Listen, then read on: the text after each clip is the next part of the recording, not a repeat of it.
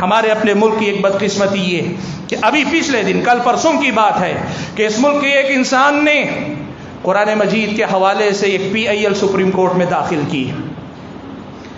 ایک رافضی نے قرآن مجید سے متعلق سپریم کورٹ میں ایک اپیل داخل کی ہے، مفاد عامہ کی عرضی داخل کی ہے، اور اس میں اس نے یہ مطالبہ کیا ہے کہ قرآن مجید کے اندر 26 آیتیں ایسی ہیں جو دہشت گردی کو فروغ دیتی ہیں، اس لیے قرآن مجید سے ان آیتوں کو نکال باہر کیا جائے.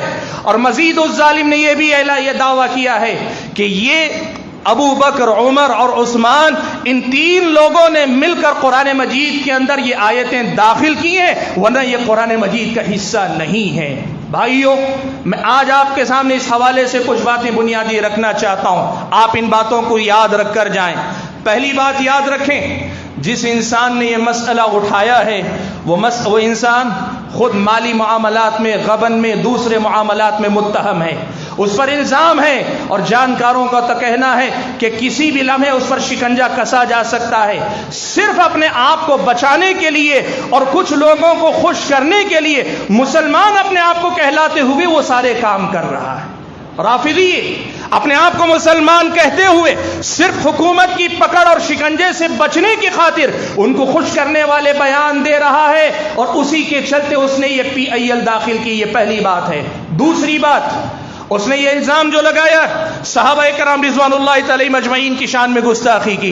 ابو بکر، عمر اور عثمان رضی اللہ تعالی عنہم اجمعین کو یہ کہا ہے کہ انہوں نے قرآن مجید کے اندر خرد برد کی ہے.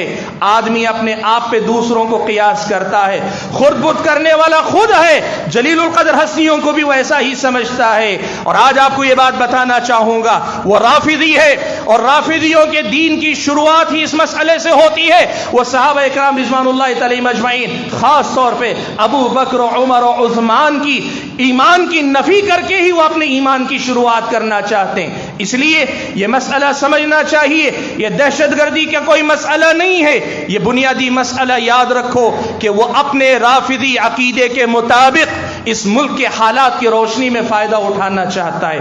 تیسری بات یہ ہم کہنا چاہیں گے کہ دیکھو، اس کا کہنا یہ ہے جیسے کچھ اس نے زبان سے کہا ہے، اس کے دل میں کیا ہے وہ اللہ جانے، لیکن زبان سے اس نے کہا ہے کہ 26 آیتیں ایسی ہیں جو قرآن میں داخل کی گئیں. قرآن کی بقیہ ساری تعلیمات صحیح ہیں. اگر پڑھا ہوتا، اگر قرآن کو سمجھا ہوتا تو پھر اس مسئلے کا حل تجھے خود بخود مل جاتا. قرآن اپنے بارے میں خود کیا کہتا ہے؟ قرآن خود کہتا ہے انا نحن نزلنا الذکر وانا له لحافظون. ہم نے اس ذکر کو، اس قرآن کو اتارا ہے. اللہ کہتا ہے کہ میں نے یہ قرآن اتارا ہے، ہم نے اس ذکر کو اتارا ہے اور ہم ہی اس کی حفاظت کریں گے. یہ اللہ تعالیٰ نے کہا ہے. جس قرآن کی حفاظت کا ذمہ اللہ تبارک و تعالیٰ نے لیا ہو تو تمہارے دعوے کے مطابق ابو بکر، عمر اور عثمان تو کیا، یہ پوری دنیا مل کر بھی اس قرآن کا کچھ بال بھی باقا نہیں کر سکتی، اس کا کچھ نہیں بگاڑ سکتی. وہ قرآن محفوظ ہے، محفوظ رہے گا. پھر یہ کیسا؟ تم کہتے ہو بقیہ قرآن پورا صحیح ہے. اگر تمہارا ماننا ہے پورا قرآن صحیح ہے تو یہ آیت بھی صحیح ہے کہ قرآن محفوظ ہے. پھر یہ 26 آیتوں والا شوشہ کہاں سے تمہارا صحیح ہو گیا؟ یہ تضاد ہے تمہارا. ایک طرف یہ دعویٰ بھی کرتے ہو کہ قرآن میں بڑھا دیا گیا، اور دوسری طرف یہ بھی کہتے ہو کہ قرآن کی باقی باتیں صحیح ہیں. اگر صحیح ہیں تو قرآن کی یہ آیت صحیح ہے. قرآن نے اپنے بارے میں خود بیان فرمایا. اللہ نے کہا وَإِنَّهُ لَكِتَابٌ عَزِيزٌ لَا يَأْتِيهِ الْبَاطِلُ مِنْ بَيْنِ يَدَيْهِ وَلَا مِنْ خَلْفِهِ تنزیل من حکیم حمید. اللہ نے کہا یہ کتاب عزیز ہے، اس کی طرف باطل لا یأتیہ الباطل من بین یدیہ ولا من خلفہ، باطل اس کتاب تک نہ آگے سے پھٹک سکتا ہے نہ پیچھے سے آ سکتا ہے. اللہ نے اس کتاب کے بارے میں کہا باطل اس میں جگہ پا نہیں سکتا، باطل اس میں جگہ بنا نہیں سکتا. اور تم کہتے ہو کہ 26 آیتیں بڑھا دی گئیں. اور اللہ کے بندے اگر سمجھا ہوتا، آپ کو پتا ہے نام اس نے ابو بکر کا لیا، عمر کا لیا، عثمان کا لیا رضی اللہ تعالیٰ عنہم اجمعین، لیکن حضرت علی کا نام چھوڑ دیا. کیوں؟ رافضی ہے، وہ حضرت علی کی امامت کا قائل ہے، وہ حضرت علی کو صحیح مانتا ہے، اسی لیے حضرت علی کا نام غائب کر گیا. اس ظالم کو پتا نہیں تو نے یہ دعویٰ کر کے حضرت علی کی شان میں بھی گستاخی کی. کیوں؟ تیرے دعوے کے مطابق ابو بکر، عمر اور عثمان نے اگر قرآن میں اضافہ کیا بھی تھا تو پھر 5 سال 3 ماہ تک حضرت علی ان کے بعد حکمران ہوئے تھے، سیاہ و سفید کے مالک تھے، اس پوری اسلامی سلطنت کے مالک تھے. کیا حضرت علی رضی اللہ تعالیٰ عنہ نے قرآن کے اندر بڑھائے گئے اس اضافے کو ہٹانے کی فکر نہیں کی؟ اگر آج تک 1400 سال تک یہ چیزیں باقی ہیں تو اس کا مطلب یہ ہوا کہ تم یہ بھی کہنا چاہتے ہو کہ حضرت علی نے قرآن میں تحریف کو دیکھا پھر بھی خاموش رہ گئے. تم علی کے بھی نہ ہوئے، ابو بکر عمر عثمان کے تو کھجا، تم علی کے بھی نہ ہوئے. یہ تمہاری اپنی حقیقت ہے.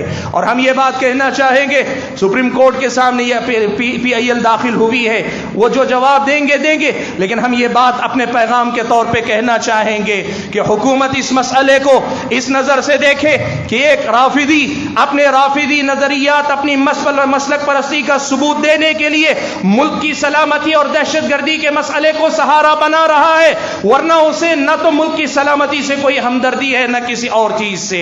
اور یہ بات بھی آپ کو یاد رکھنی چاہیے کہ اللہ کے فضل و کرم سے قرآن مجید کی ہر بات حق ہے. اللہ تعالیٰ نے کہا ذالک الکتاب لا ریب فیہ، یہ وہ کتاب ہے جس میں کوئی شک و شبہ نہیں ہے. اس کتاب کی اللہ تعالیٰ نے حفاظت کی ذمہ داری لی ہے، یہ محفوظ رہے گی. اس لیے یہ بات یاد رکھنا، قرآن مجید کی جن 26 آیتوں کا اس نے تذکرہ کیا ہے، وہ جو بھی آیتیں ہوں، وہ کیسی آیتیں ہو سکتی ہیں ابھی تک تفصیل سامنے نہیں آئی، لیکن وہ انسان پہلے سے یہ بیان دیتا آیا، اس کی روشنی میں اندازہ یہ چلتا ہے، پتہ چلتا ہے کہ قرآن مجید کے اندر اللہ تعالیٰ نے جنگ سے متعلق احکام نازل کیے. اللہ نے نماز کے احکام بتائے ہیں، طہارت کے احکام بتائے ہیں، تجارت کے احکام بتائے ہیں، اللہ تعالیٰ نے شادی بیاہ کے احکام بتائے ہیں. ایسے ہی جب حکومتوں کی آپسوں میں جنگ ہو تو جنگ کے بھی احکام اللہ تعالیٰ نے بتائے ہیں. جیسے ملک کے قانون کے اندر بھی ملک کے دشمن کے ساتھ لڑنے والوں کے لیے قوانین ہیں، ملک کے مخالفین کے لیے قوانین ہیں. اگر کوئی آدمی صرف ایسے کچھ قانونوں کو، صرف ایسی کچھ آیتوں کو منتخب کر کے اللہ کی کتاب کو دہشت گردی کی کتاب کہے تو ایسے انسان سے کہیں گے تو جاہل، تیری جہالت ہے. اگر تجھے سمجھ میں نہیں آ رہی تھی، کسی عالم سے بیٹھ کے سمجھنے کی کوشش کر.